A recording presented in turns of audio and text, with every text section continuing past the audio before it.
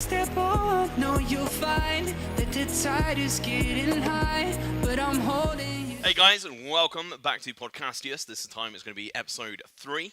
Obviously going to be joined by Joe. He can introduce himself in a second. My name is Tom Pickering, aka Weefreemen. And I'm Grech, or some may know me as UnfunMid. So how are things, Joe? How's Good, the moustache is gone, so that's probably the highlight of the podcast. No more moustache.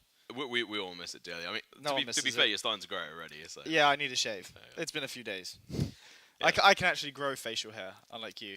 I can, it just looks absolutely terrible. Yeah, so he can't really hate on me. I don't know why you're hating on me. Yeah. Well, you know what? As usual, we're not here by ourselves. We're going to be joined by a lovely studio crew. So Axel, introduce them. So we have Richard and Beto. We also then have Axel as well. Something's What happened. are they doing? I don't know. We've lost something. No. Oh. Okay, we're back. We're back. Cool. Never mind. we tried to show you them, but I guess just a little technical issue there. Oh well. They are there though. They're cool guys. They are in the background. We're actually joined by Dorian as well. Dorian Michelle, good guy, looking for a job in esports graphic design, senior graphic design. So if anyone knows anyone, then shout us out. Exactly, mate. And he's obviously based over in Berlin. So hopefully he'll get something out there. Do you like Berlin, Tom? Not really, no. Why? It's pretty inefficient. You know, there's quite a few nice places to drink and stuff in the sort of more central, expensive areas. But apart from that, it's when it's really hot and you have to go through the underground, it's terrible. But I mean, because the PGI finals were there, obviously, and I went to them. I've never been to Berlin. I'm sure you will do sometime soon. But yeah, so what I want to do is, we've got multiple things we want to talk about. We want to sort of carry on this discussion we started at the end of last episode, which was about FanFlux.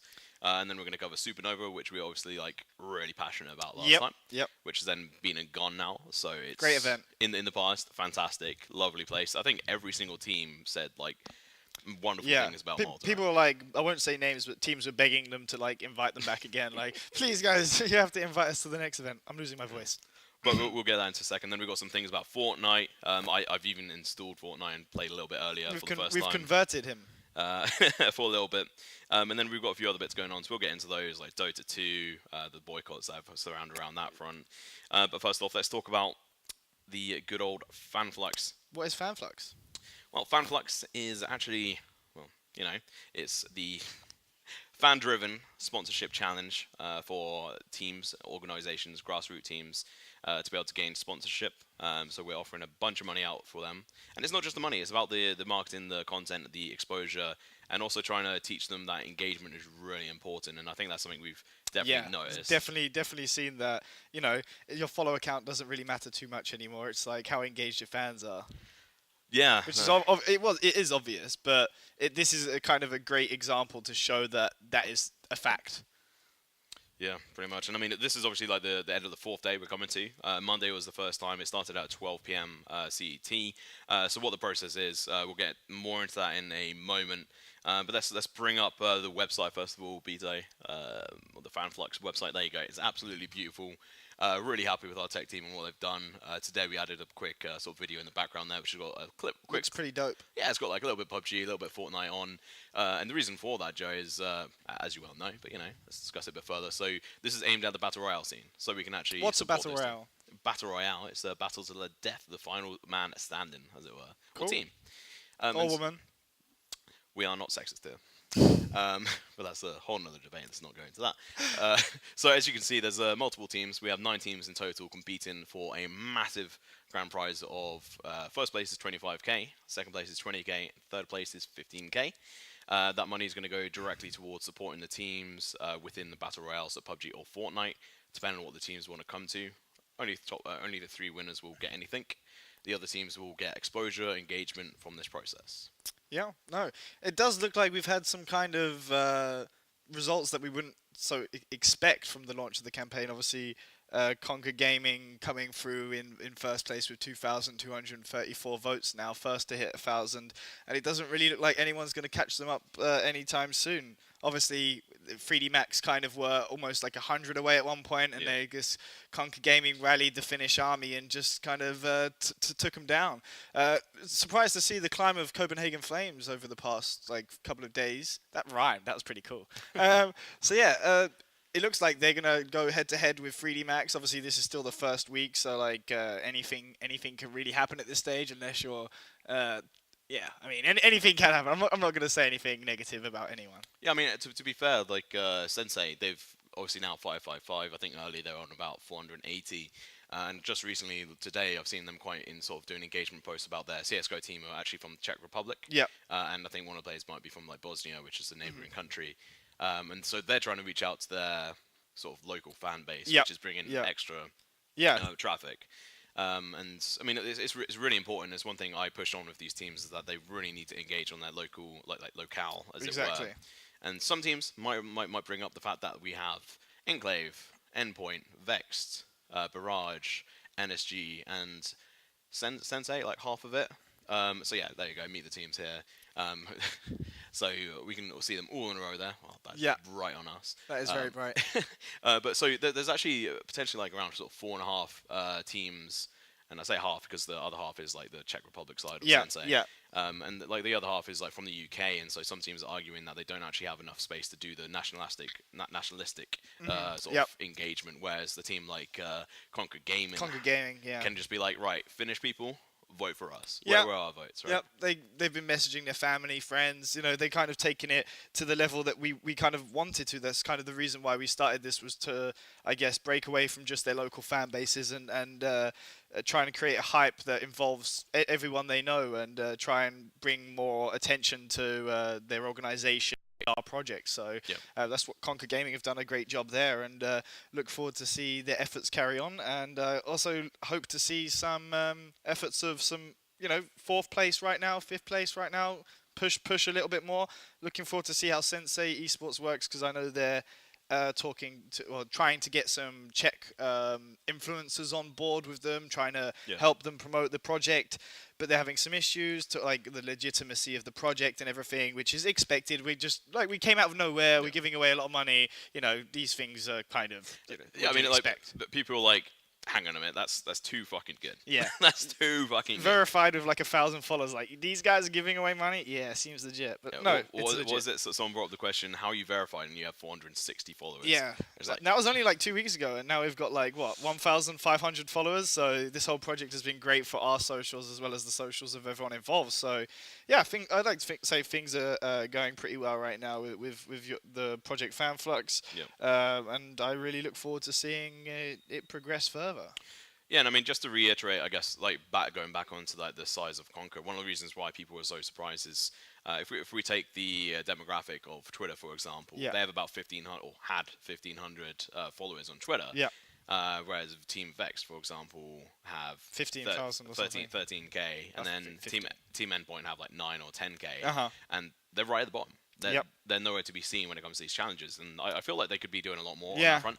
But as explained by Mark, the CEO of Vex, is that this isn't their style. They don't want to go out and and shove this content down their fans' throats, which I think that's a fair assessment. Like, if you don't want to do that, fine, but you're not going to perform. I kind of understand it, and it kind of, you know, if you've got funding from investment and like, you know, you've got big sponsors already, the sponsors might not want you to kind of go down this route, and your investors might not want you to go down this route. So, you know, I kind of get that, but I just hope that no one's like given up yet. Obviously, you see like Enclave on like 68 votes or something for like the last 24 hours.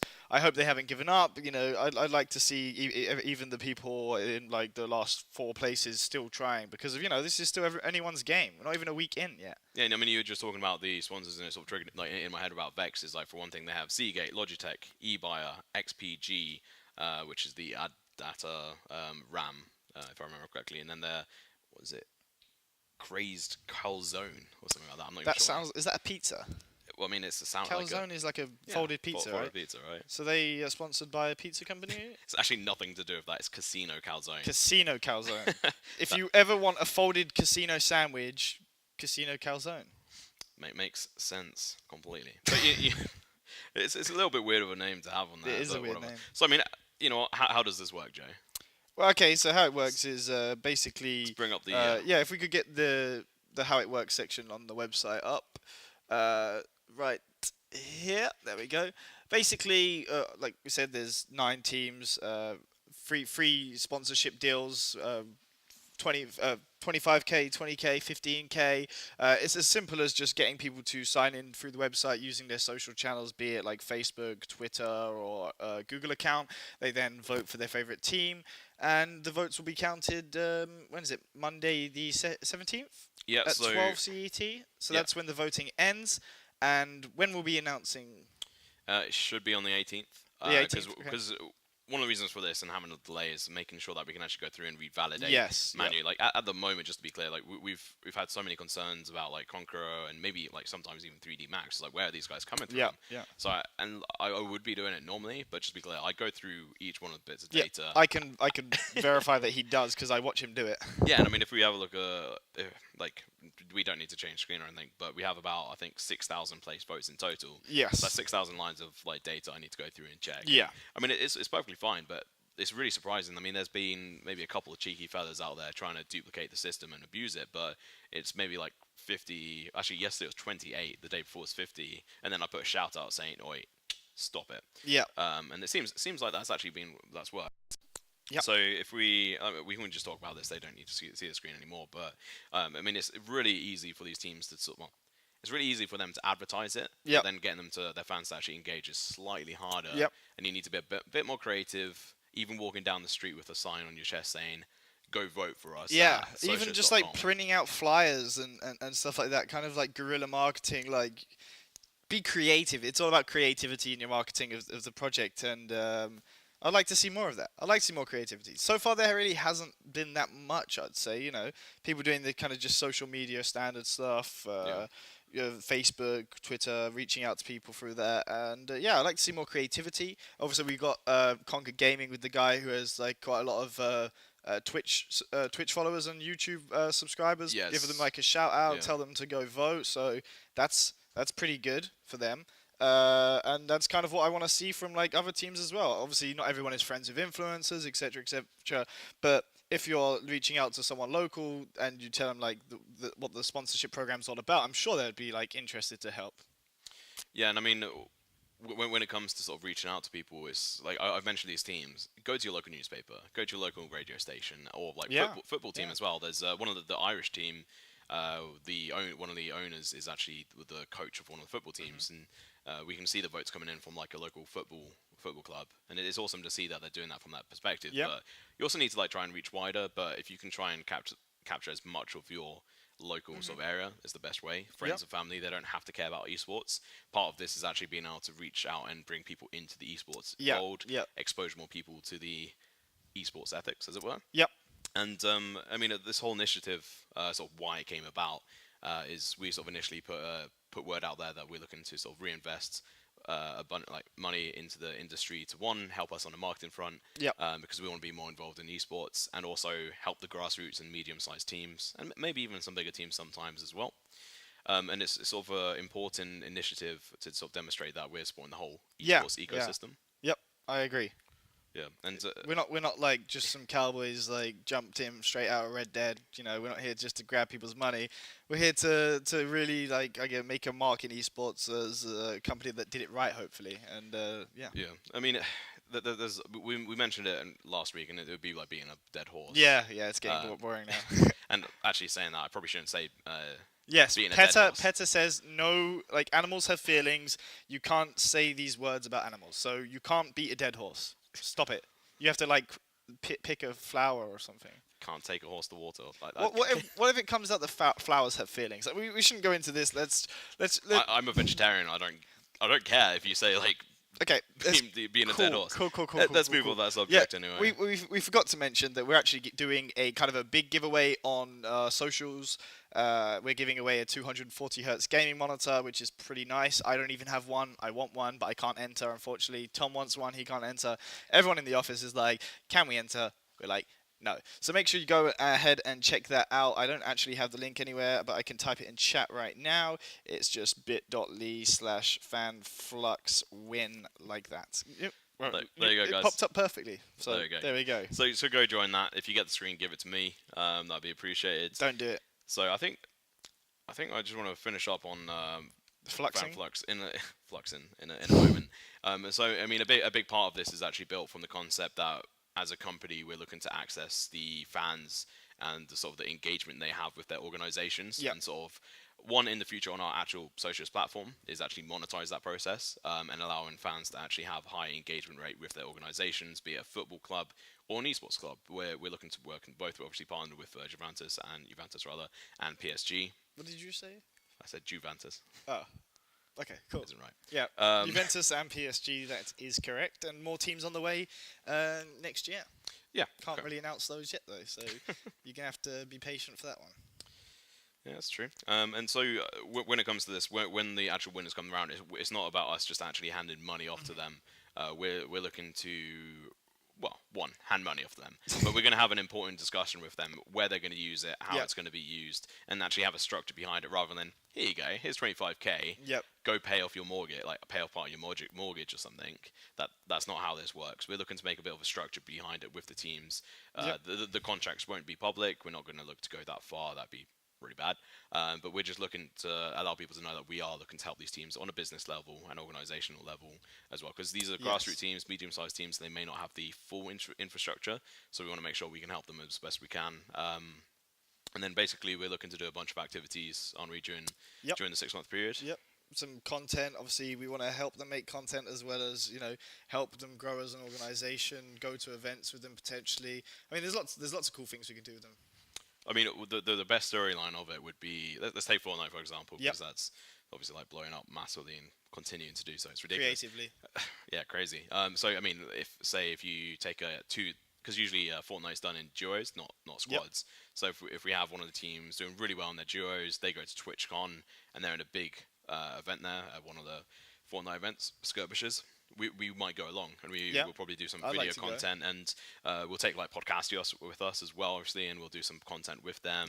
And it's really about sort of enabling our sort of brand out there as well as part of the whole sort of esports culture, and take us away from the badness, as it were. The darkness. the darkness of blockchain companies and esports, which is only dark for now. It'll get brighter. Yeah. As everything becomes more clear. And I mean, obviously, this is just for 6 months. During that time period, if a team blows up, who knows what else could come out of it. But otherwise, if this goes really well, if we get high engagement rates, we can look to the future and do potentially another kind of project like this. Fan Flux 2. Oh. The return of the Flux. We'd have to do like Star Wars instead. We'd have to like skip to like Star Wars: The Last Fluxer. I think that sounds a little bit rude. But nonetheless, let's talk about your favorite thing, Supernova. It's not my favorite thing. So that actually ended last week. We did speak about it a couple of bits. We even spoke about it a bit too long at the start of this as well, but who cares? I don't care. So how did it go? Yeah, it was a really, really good event. It was well organized. Obviously, you had StarLadder doing the production, pretty famous company in esports at this point in time. They're probably one of the leading production companies out there right now. They also have their own leagues and stuff like that. So yeah, I mean, the event overall was a massive success. There was even a little bit of a crowd, although they said to me, we didn't plan for this event to be open to the public, to have like these arena with people. They wanted it to be more closed off, kind of more relaxed, but they managed to kind of fulfill all the expectations. Obviously, I'm sure the Eden Group, who owns Quickfire, is going to be very happy with how things went. Like we said earlier, all the players thought it was like one of the best events they've been to in Europe. Obviously, the hotel's great, casino next door, bars down the road. It kind of has everything that the esports players want. Yeah, I mean, if you haven't already, lots of strip clubs. Whenever you come to if you ever come to Malta and you go to Patchfield, you'll know what we're talking about. Yeah. It's pretty much every corner you take as either a bar or a strip club there. Yeah, but no, the event was great. The games, I would say, the early games, I guess, like Saturday, were rather boring. They're straight like flash. Like when we went on Friday, after we finished work, it was Big versus Tai Lu. Yeah. And it was just a stomp. First game was 16-3. Second game was 16-2. I was disappointed. Yeah, I feel like the games didn't get good until Team Liquid played in the final. Yeah, I think I'm not gonna lie.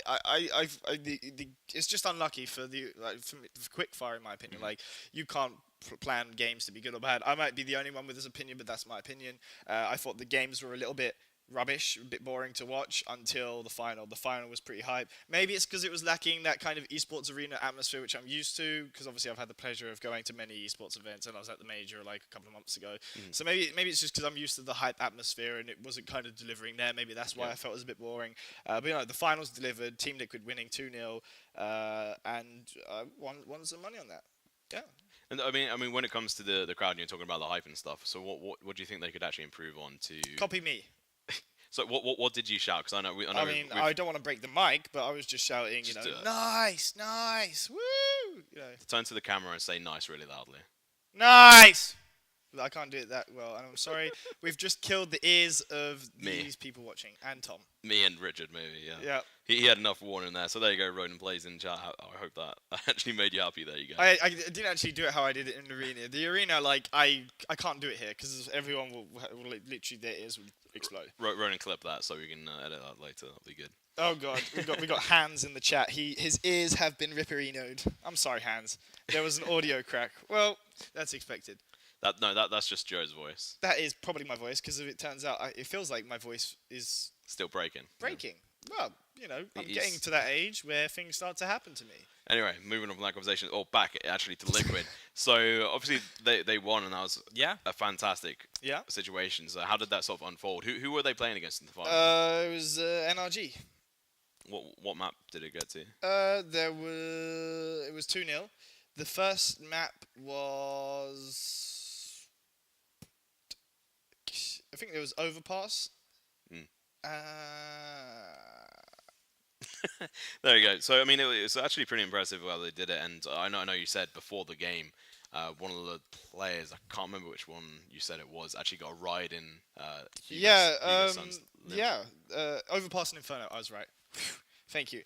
He obviously I'm friends with some people here in Malta who have done well for themselves in life. One of them friends with Hugo's son, so took Twist out in his Lamborghini. Obviously, you look at Twist's Instagram story, he's just like rolling around in a Lamborghini doing lots of speed down a road, and apparently it really put him in a good mood, and he played well. Like, he wasn't really performing like you'd expect in the earlier matches, and then he gets a ride in Lambo, and suddenly he's a beast. If only Godsent had those kind of friends back in the day. Why? Because Twist was on Godsent before it went. That's a different Twist. That's Swedish Twist. Oh, of course it is. Boo! Hey, it's not my fault. They have similar handles. They can't. Yeah, they're not original. Twist and Twists. With the Z and without. Yep. Nice try though. So it's quite impressive that Liquid actually be able to win this, because they've not been able to win anything recently. No, I mean they've come close. Obviously, they're, I guess I would say, one of the main contenders for the Astralis trophy. They're getting to quarterfinals, semi-finals pretty consistently. Obviously, Astralis won at Supernova because of the prize pool was only 150k. Astralis does big boy money now. That's their pocket money. Yeah, that's pocket change now. Wait, wasn't it nearly all but one player on their team has now hit over $1 million? Yeah, and that would be the youngest one, which is Magis, I guess. I think it's Magis, yeah. Yeah, I think Magis definitely hasn't hit 1 million. I think it was on about 900, actually. But has Glaive?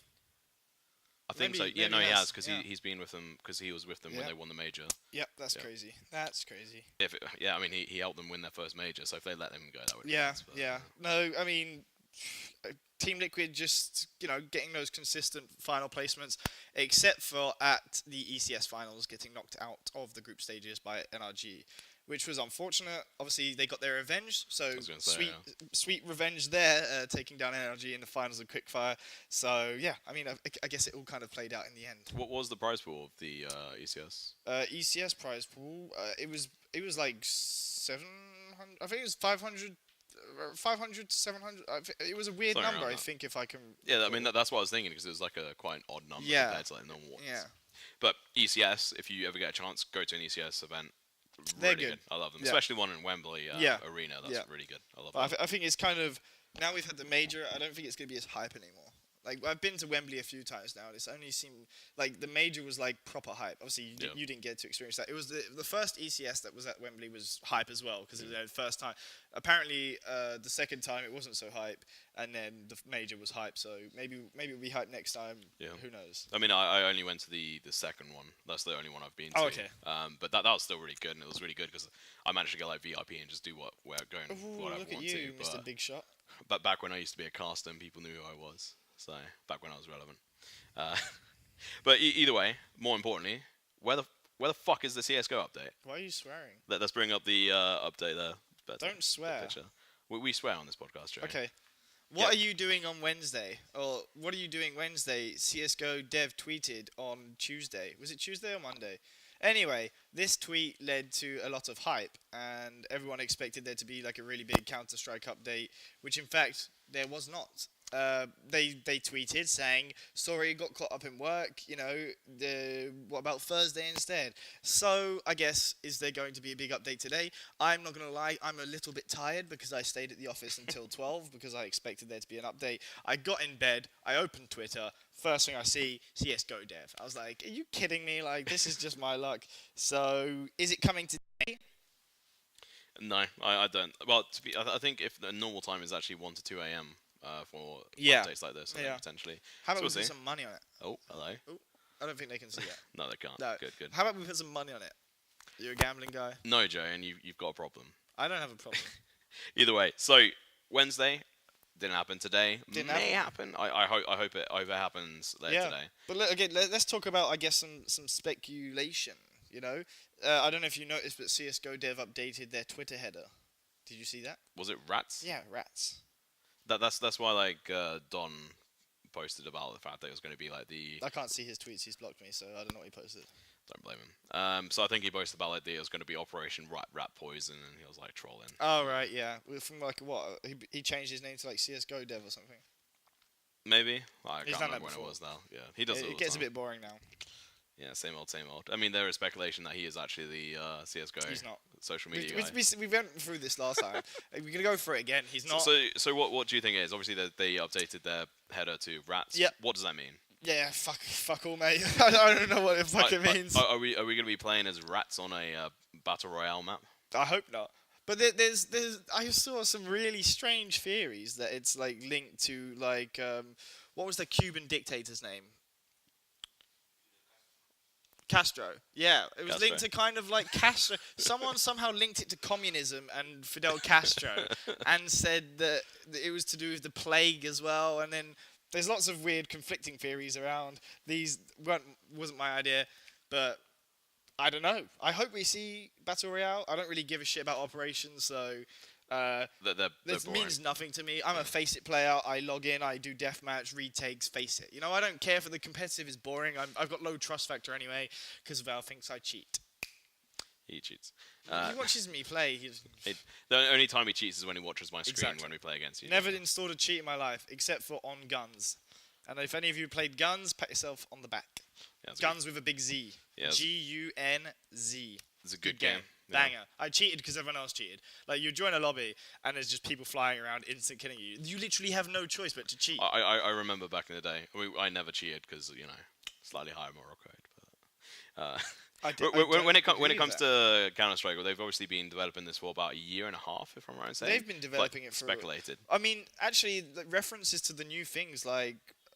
Survival. Actually, it's like 2 years ago. Some of the new tactical grenades, compound bow, all of these new names like Tomahawk, like all of these things came in like 2 years ago. So I think it was after PlayerUnknown, to be fair, but only just, and they could have been working on it before then as well, but just had no updates, which is crazy to think because it's actually really nice to see them actually working on it behind the scenes rather than just bringing it out too soon. Yeah, I mean, they definitely haven't really been hiding it. Like, obviously, some leaked client references come out and stuff like that. But, like, for example, the devs active are online when they go and play on the dev test version, and then you see them on a map called like Survival. Enclave, wasn't it Enclaves? There was, I can't remember what it's called, but there's a dig site. There was a few different map references that the devs have been online on. So if there is a Battle Royale, we're most likely going to see it launch off the bat with multiple maps. potentially, which could be cool.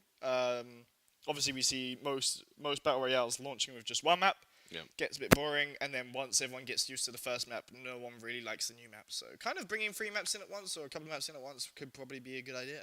Yeah, and I mean, what I'd like to see is a proper arena style battle royale. Because we've had a couple of these, like the first one is actually the old school Cullen. I would call that more of an arena based. That was the kind of close to what I'd say an arena one is. And then there's Islands of Nine. Both of them failed. Island of Nine, I mean, it's still trying to it's still alive and kicking, but it's not really working. And they're looking to try and bring in. I wouldn't say it's kicking. It's like bumping along. But they're actually talking about bringing in like PvE in that, which just like don't even get me started on that. No one wants to play that. Like your selling point was you're a battle royale with good shooting mechanics, and you kind of failed. Like bringing people, why bringing a feature that people don't want?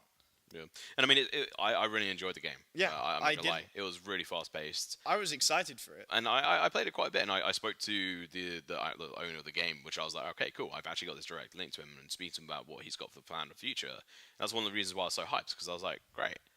There's actually someone who's decently smart behind this. So you're pretty biased, I would say. I was biased because he told me a lot of things, but obviously when it comes to developing the game, there's so many complications. Yeah. They have these views on what they want to do, but a lot of them are dreams. Yeah. Or long term, something to be done over a few years. Dreams can come true. Well, hopefully CSGO turns into a bit of a dream game where we just spend... It already is my dream day. Dream game? Okay, CSGO BR. CSGO BR, there you go. If CSGO releases BR and it's good and it ends up as an esport, I may be leaving Malta. Yeah. To be fair, it's got better mechanics than any of the other games. It's great. Yeah, for an old engine like Source, obviously they've done some updating on it since its release, but you know, it's still like we complain about the performance of it because obviously every mouse movement matters in CS:GO. So the person with the better computer may have an advantage, but you know, for an old engine game like that, it's pretty good. Yeah. Cool. Well, you know what? Let's move on to another battle royale. Let's talk about Fortnite. So, and I mean, I said it earlier, but I don't think there'll be any time we don't talk about Fortnite because it's always making these like big strides. And like a big one is one that's just gone live today. It was announced yesterday, which is season 7. Absolutely nuts. Where they're going Minecraft, aren't they? Yeah. They released the new creative mode, which is so far looks pretty interesting. I'm not the most creative person, so I don't know how much time I'm going to be spending on it, but I really look forward to seeing what people do. So I guess we should say more about the mode. You know, if you order the latest Battle Pass, Season 7, you get pre-release access to the survival islands. Not survival. Yeah. Fuck, I've got Battle Royale survival island in my head. Yeah. Creative islands. You will get I think 4 islands per person that you can join with friends and build stuff. And until when is it public release? 13th. The 13th of what? January. December. No, December. Really? Okay. Yeah. What a waste of fucking money then. Sorry. Yeah, so I mean, you buy the battle pass, you get early access, which you know what, I think is fair enough. They're looking to continue to earn money and actually show there's an interest in this, so they're going to be using this as one of the ways of being able to gauge an interest on people getting it. I don't know how realistic it is to be able to gauge that much information for this specific thing, but you know what? Each server comes up, it lasts for 4 hours, which kind of sucks. And I was really worried. I mean, it saves. Yeah, but that's the thing. I didn't realize it because it's not fully clear that it saves. It's pretty clear. Okay, whatever. So if we bring up, we actually built something in there. Well, this was my first attempt. Joe did a really good version of it as well. This is the chiliZ logo, approved by a couple of people here. You got a really good angle. Yeah, you know what? I'm okay sometimes. It doesn't look so good from another angle. Yeah, it's because you got to pick the right angle, Joe. You know. Yeah, that's why I don't get any matches on Tinder. Yeah, that's the reason. But no, you can see in the right hand side there, it's got 3 hours there. I like AFK'd quite a lot of it because I was busy writing scripts. That's as well. 3 hours left though. Yeah, 3 hours left. Yeah, so you were in there for like what, a good hour. Yeah, pretty much. Well, I mean, it was not. I was trying to be exact, but I don't realize math is hard. Yeah, like most guys to say, don't try and do maths on stage or on air because you'll end up failing. But either way, I mean, you had some quite cool things that you built. Earlier, I was actually playing a little bit with Dorian. I think he's actually disappeared off to play Fortnite again. We're playing in a server. He likes his a little Fortnite. bit. Yeah, he loves it. And so we played a little bit around on that because you can spawn in planes, which is new as well. Did you fly in the plane? Yeah, it's really nice to fly. I haven't actually flew in the plane yet. It's quite amusing because I jumped out of it and it was still doing like spirals and just flying around and it's like cool. turned back towards us. That's cool. and it turned back towards my logo as well, the chiliZ logo. So I was like, oh no, it's gonna bloody break it. Luckily, managed to destroy, and it's actually good fun. You can build quite a lot in there. Can you crash into buildings? Yeah, Does it destroy them, or? Yeah, I did it to a clock tower, but you should. Yeah, okay. let's cut that bit out and move on. How do you think Grech is going to affect the landscape of Fortnite? Well, obviously, it's gonna. I guess we should talk about player retention. So when you release a game as popular as Fortnite, it becomes very, very hard to keep your audience engaged and content with the with how the game is. Yeah. So releasing updates like this it unboxes just so many possibilities. We remember the early days of Minecraft. Sure, you play Minecraft for a week or a month, playing in your own little world by yourself. Then you realize there's online servers, and then once you dive into the world of online servers, suddenly you're up 16 hours a day playing on these servers with different mini games and plugins. And I kind of see it going down this route. Maybe we'll see some modding and potential kind of plugin development for this, which would be cool. Or maybe they're gonna kind of make some easier way of making mods, maybe through their own kind of mod builder or something like that. Because it wouldn't surprise me. They have they are Unreal Engine, so they do what they want, and they have a lot of power to harness. And yeah. No, I think what they may do, because what they've just announced is that they're actually going to open a full store on their platform, a lot like Steam and Origin, is that they're going to open up to developers, and they're going to give 88% of the revenue to the developers, which a lot of people may not realize. That's actually a lot. Valve up to recently were, I think, taking away 30 to 40%. Yeah. And then even more for indie developers, and they still are. Steam have announced recently they're going to be reducing the amount they take away from top games, but still take a chunk from indie developers, which, yeah, has its twos and throws. You get your game out there. Yeah. But, I mean, to carry on what I was saying is, what if they actually start enabling the ability for people to earn money from mods they make for Fortnite? I think part of the problem is that we went through last year let's say 2 years ago, kind of the early access hype, where every game that was being released was early access, and it's still happening, early access. Because of these fees for putting your game on Steam is so high. Imagine you make another 20%. That could push a lot more for you to develop your game further before you release it, and not do kind of the really crappy first release like we saw with many games, including PUBG. Yeah, and I mean, PUBG's obviously gone through a lot, and it's still developing at this point. There's still quite a lot of issues going on with it, but it's still there. It's got more of a classic, hard to say classic competitive edge to it than Fortnite has. Fortnite's got a whole new, different style of competitive play, which I think is brilliant. It's living it. Has taken me a bit. To say that. No, and I mean, but that's the thing. Listen, 1 month ago, he was just telling me how Fortnite sucks. It's for losers. How I'm a loser. He still says I'm a loser, but I mean, I don't think Tom is you don't really have an opinion. Excuse me? Yeah, your opinion on Fortnite has changed because of you're trying to be cool with the kids.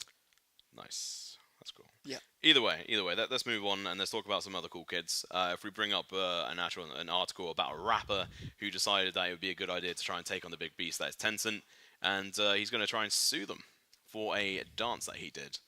Yeah, we discussed this earlier today. I mean, was it 2 milli? Yeah, I think it is something weird like that. What is his dance? I haven't actually seen it. Is there a video on this article? I don't think so, because they probably don't want to get sued by him. Yeah, that's a good point. Yeah. Okay. Well, apparently, Mr. 2 milli does a cool dance from his song Milli Rock. Yeah, and it was actually back in 2011. He did the dance first of all in a music video, and then 2015 it blew up. And then when Fortnite has obviously come around, they've created the dance, and if I'm right in saying it's the swipe it dance in Fortnite. Yeah. I don't know what that is. I don't know either. I haven't really kept up with it. But can you copyright or own a dance move? If I was just in the street and I was a nobody and I just said to someone "Hey, I've invented this dance move," and then goes and steals it. Well, I mean, it's tough luck. But I guess if I'm a rapper or someone with a big following and I just do a dance move and say it's mine, then it's mine, right? I mean, it's a bit, I don't know. Obviously, does Michael Jackson get, well, I mean, dead now, but does he get royalties, or the company get royalties for every time someone does the moonwalk on stage? I don't think so, but I guess I don't really know enough about that to comment. But No, I mean it's a whole new area. I feel that it's coming in under attention because these are influencers, as it were, as like rappers. They come into it and they're like, well, hang on a minute. where's my cut of the pie? Where's my cut? Like you're using part of his identity. Like this is something he was known Maybe on. he's changed his identity. Get a better dance.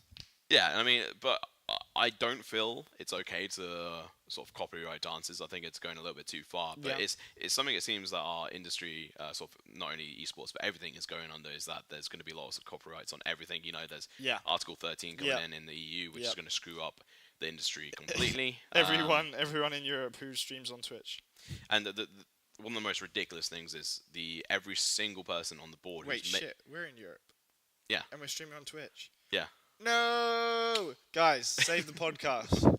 Yeah, so I mean, everyone who's making this decision in the EU, like I don't know what, Like 70-year-old they're like 50-plus-year-olds who have no idea what Twitch is. paid like ridiculous amounts of money a month.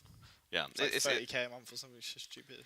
yeah, and I mean, when it comes down to like actually like copyrighting a dance, it's dumb. Like just Yeah. like that decision, I don't think it's right. I can understand that he's obviously wanted to make money, but when you bring this in, and it's very unlikely that he'll actually win this court case. Yep. He's Fortnite- against Epic Games who have like millions and millions and millions and millions. Yeah, but I mean, they may not want their attention. So if they decide to go down the route of not fighting it and just be like, here, take all settlement, that sets a really bad precedence in the whole set. They won't.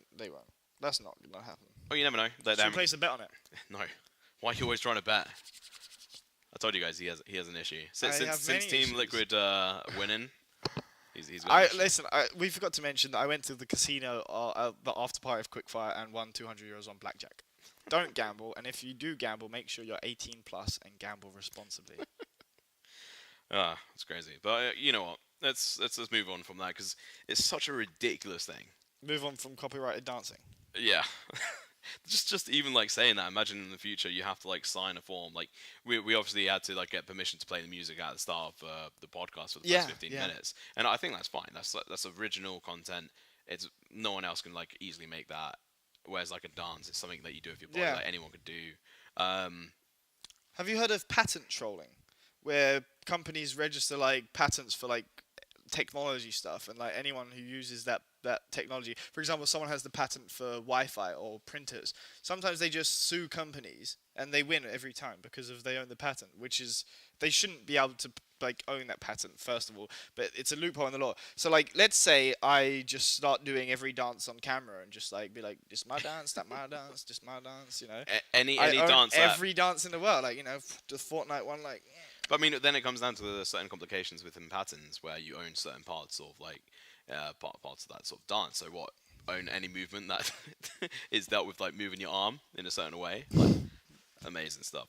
Either way, I'm very talented, Tom. I can't dance. I also don't think anyone else should be able to dance. No, be able to copyright it. Let's move on to PUBG. So there's actually Starlight have just announced their lineup. So if we bring that up, we can bring up some beautiful faces. So Starlight are announcing the talent lineup for the PUBG Europe closed qualifiers. Just for call the it the Pro League. Pel. Pel. The Pel. So yeah, you can obviously see the faces. Where on is there. Pel, by the way? Pel? Yeah, where is the LAN? The LAN is actually in Kiev. Oh yeah, in Kiev. Right. We talked about this last week because of the potential. Oh yes. The yeah. potential martial law, which didn't happen yet. Not yet, no. So we'll see what happens. There is the GLL event going on this week. But if we Can have we call that the GLU? Glue. Either way, these guys are some of the best that have been around here. I mean, Toby Rand's great. He's comes from Dota 2. Yep. I don't know how I feel directly about him being on these guys. He's done, I think, 2 events in total. Rest of these guys are pretty well versed. And I didn't even see Hayes down there. He is actually in the lineup, which is great he? to see. Yeah. Where? Bottom left. Bottom left. That's a ginger guy. Yeah, maybe not. Maybe I'm blind. Ignore that. I think you are blind. Yeah, I am blind. Ignored. So that's them. Ignore that stuff. But I mean, when we actually come down to this, so we have Toffees, Avenger, Corrales, Froz, who's an ex-pro player, D-Man, who's a good caster. I like D-Man. Yeah, he comes from League of Back Legends. from the League of Legends days. Good days. And Mr. Sim, Mr. Sims. He's a good player. Not good player, sorry, what I'm talking about. Good caster. He's usually partnered up with Pansy. Right, yeah. And he always plays the sort So I of guess analyst Pansy role. is on there too. Yeah, and she is. And Nice. it's really good to see because she's definitely come a long way in her Yep. casting side. Taking a break from CSGO, trying something new. Obviously, she plays a lot of PUBG, and obviously isn't that interested in CSGO right now, which is fair enough. Yeah, and then we obviously have the classic Mr. Dave, Mustache Dave, Yep. on the bottom right side. He's going to be doing a lot He's of alright. interviews. I'm not a massive fan of his style, but I mean, you know, he does well, I guess. Just not my style. Yeah, and we have a few other people there as well. But where is Hayes? Like, you know, are we going to see him on a talent desk sometime soon? You know, we had our first podcast was with him. He was our guest. Yep. That's on our YouTube if you want to check it out.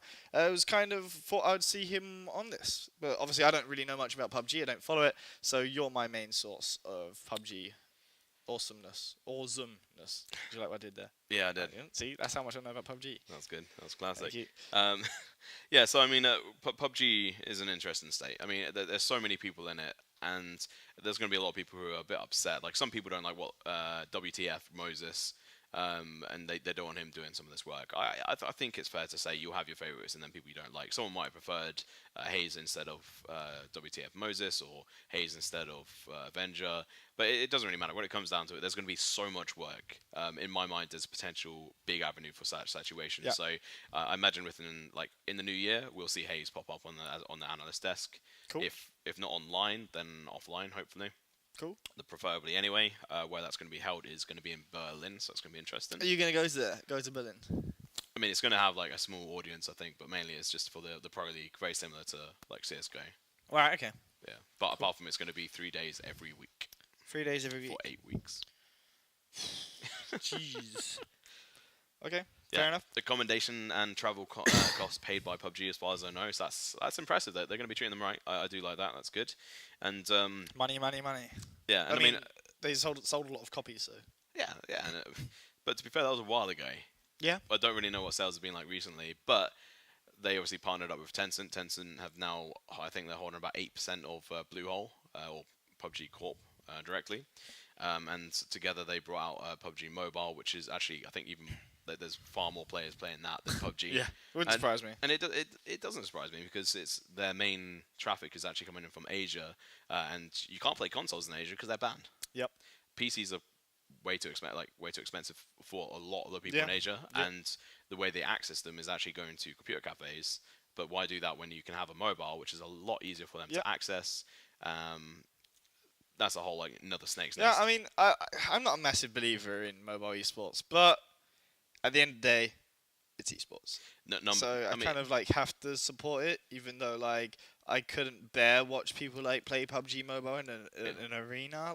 That seems a bit funky. Even the lagginess of a mobile game. I'm looking forward to everyone having 5G internet, because that leads to some interesting kind of capabilities that you could have. For example, you could have high graphic games streamed to your phone rather than you have to have the graphics processor to render everything yourself. So I mean, there's some cool possibilities in the future for mobile esports. Obviously, right now we have Clash Royale as being one of the more bigger ones, alongside Arena of Valor and what's the more popular one? There's there's the Tencent one. You're talking about the League of Legends one. I can't. With the League of Legends one, Copycat, which is owned by Tencent, Which owns Riot Games. Who own Riot Games, and then Riot Games themselves. No, Riot Games tried to, and Tencent were like, no, yeah. What are you doing? I can't remember what it's called. Maybe someone in the chat said it. I'll have a look in a minute, but yeah, I mean, there's a lot of games out there. I mean, Clash Royale, I don't like that game for the purpose of the fact that it's just pay to win. Everything's pay to win on it. There's nothing about it. There's people I've spoken to who's like, yeah, we literally pay a 15-year-old to play on this account until it gets to max level, and we just pay for everything and then give that account to someone else. It's a completely different landscape, but it is some form of esport. And however much you may not like it, I didn't really like the idea of Fortnite becoming something at first, but when it's been able to actually grow and see what it can sort of achieve and why it's coming about, and one of the main reasons for Fortnite going into what it is accessibility, and also the casualness of it, bringing people into the more competitive side of Fortnite as well. The things in a way that no other game has been able to. For sure. And then mobile is very much the same, because there's a high demographic that just play this, that one, they can't afford it, 2, they just don't like that style. 3, they're not actually allowed consoles like China, which is massive population. Or it might, there's just like massive differences on that side. So it's a massive market area. And we've got Yuppe here from CG. Oh, Hi Yuppe, how you doing? hey mate, you're here Torille Tavatan. you're here to shout out your team. We're not going to do it though. We've already been doing that. Yeah, No, to be fair, we did. missed the first segment of the show, which was all about fan flux and who's fluxing it up right now. Yeah, well, you know what? Someone who is fluxing it up right now is the couple of Dota 2 players, mate. Yeah, that was a nice little transition there. I like it. We would call that the segue. To be honest, I've just seen a lot of it over my Twitter feed. Haven't really read into it, but I know that a couple of players got banned. Was it? So, I mean, there's been a couple of players that have been punished because they made racist comments in-game towards Chinese. What kind of racist comments? I'm not going to say them on Twitch. How bad were they? I'm not even going to put like a level on. They weren't good, and they're not acceptable for a pro player or anyone to be saying. And for these people to be saying them in game where they know everything is monitored, and to be fair, you know how paranoid like the Chinese government can be on this side. Why I'm saying the Chinese government is because the Chinese government came along and they were like, hang on a minute, these players decide to be racist, and that this major is being held in China, and they were like, nah, I don't really want them coming into our country. So there was potential threats. There was no direct like official things. There was a couple of underhanded comments saying, yeah, they're not going to come into the country, or if they do, we can't promise their protection. And if someone's saying that and you think they're from the government, you're kind of a little bit worried. Yeah. Like, what's going to happen to you? You're going to be like black hood over your head and you're out of there. I wouldn't want to go missing. Yeah, let's bring up the blog there, Asset 8 there, Beto. Let's have a look at that. Oh, it's going to be interesting. So it's 2 players here. I think it's TNC and Tronquin, if I'm right in saying. Maybe? No, that's Tronquin Major, rather. There we go. Yeah, so there's it's Kaku and one of the other players. Cuckoo. So these are sort of being banned by a couple of people, but this is actually Valve coming along and saying, you know what, we are actually going to step our foot in here, because everyone was requesting this, because there's like maybe 5 different talent members who actually just stepped out and just said, you know what, if these players can't play in this tournament, I'm leaving. I'm boycotting this. And there was actually a team as well who said this.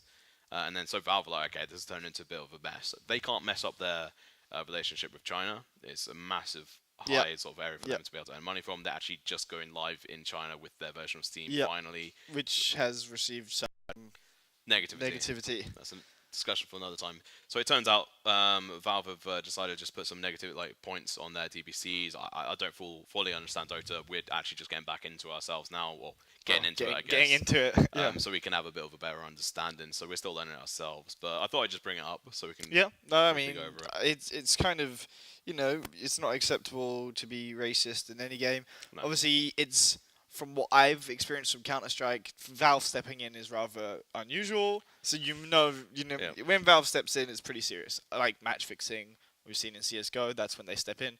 So I wouldn't say this is on the same level of match fixing, but it's still something that shouldn't happen in a competitive landscape like sports or esports. Yeah, and I mean, however many jokes there are about Dota 2 being the favorite child of it is. Dota 2. It is, but I don't think this has got anything to do with that. I think they would do the same thing within CS:GO, although I don't feel they need. I'm pretty sure there's been a lot of racism which has been just perceived as a joke straight away. That's true. I mean, because we're in the CS:GO community, we're just very trolly. We're very thick-skinned when it comes to the and way we just do love stuff. banter. I mean, there's been a couple of things. I mean, if you look at Freakazoid versus with Simple, the bullying, and I mean, so Freakazoid got in a lot of trouble, and it's actually really good is like they just qualified, didn't they? The Swirl Patrol. First time Freakazoid's back in town with his big guns, literally. It's ridiculous. Fucking massive guy. Him and Pasha, man, wow. Pasha bicep. And I saw him the other day. Yeah, they were here. They're part of the team. Yeah. Where did they come? Where did they go? Not near the top. Not near Cotton Eye Joe either. Either way, let's take it through to the sort of final sort of wrap up here.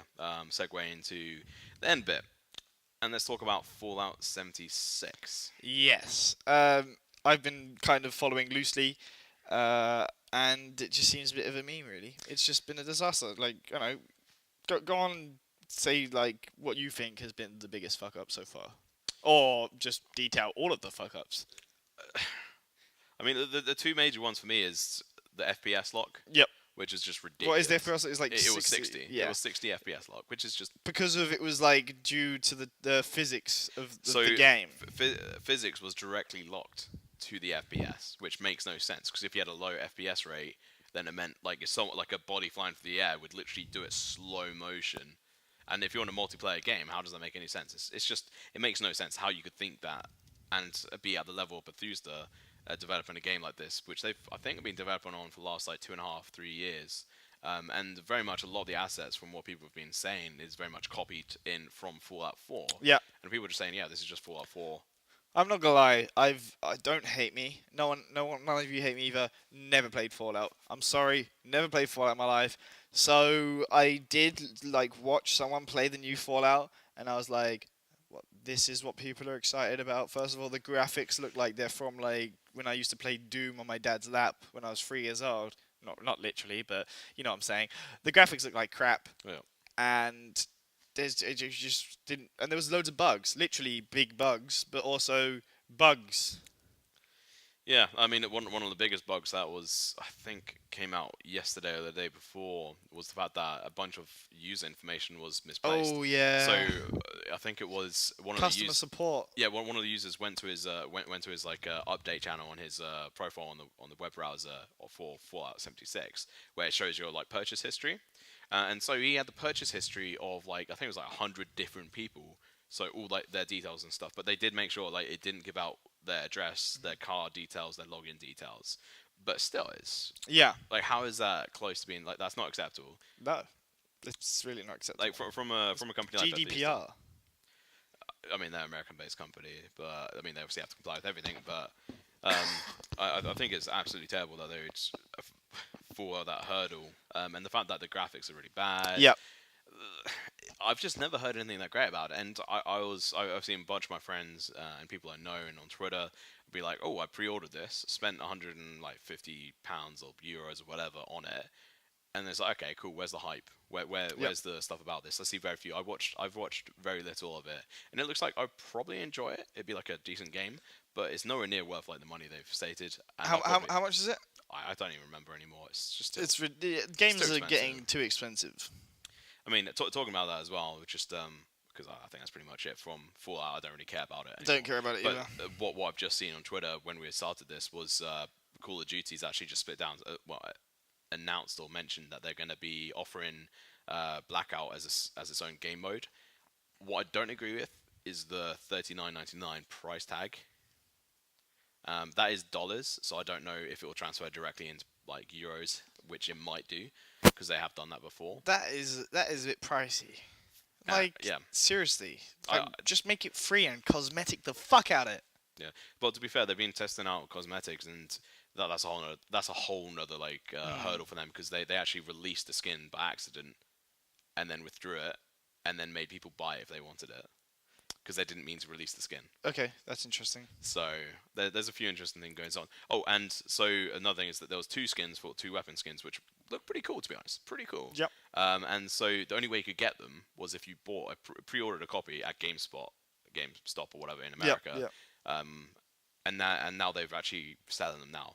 They were limited edition. They weren't supposed to be sold at all. So people spent like 100 Who extra. fucked up there? I think it's just a terrible I don't even know. I think that's horrible game management from that side. I'll be brutal on that front. Yeah. Either way. Someone just brought up really quickly Oblivion glitches. Yes, I'm a big fan of Oblivion glitches. But anyway, I guess we should wrap it up. Tie a knot in it, guys. Thank you all for tuning in to episode 3 of the Socios Esports Podcastios. It's been me, Joby, Grech, Tom, Pickering. And follow us on all of our social media channels. On Twitter, it's Socios_Esports. Facebook, Socios Esports. Instagram, Socios_Esports. It's all below. So just go below, follow us on our socials, and we'll hopefully see you next time. So you can sway with the palms and the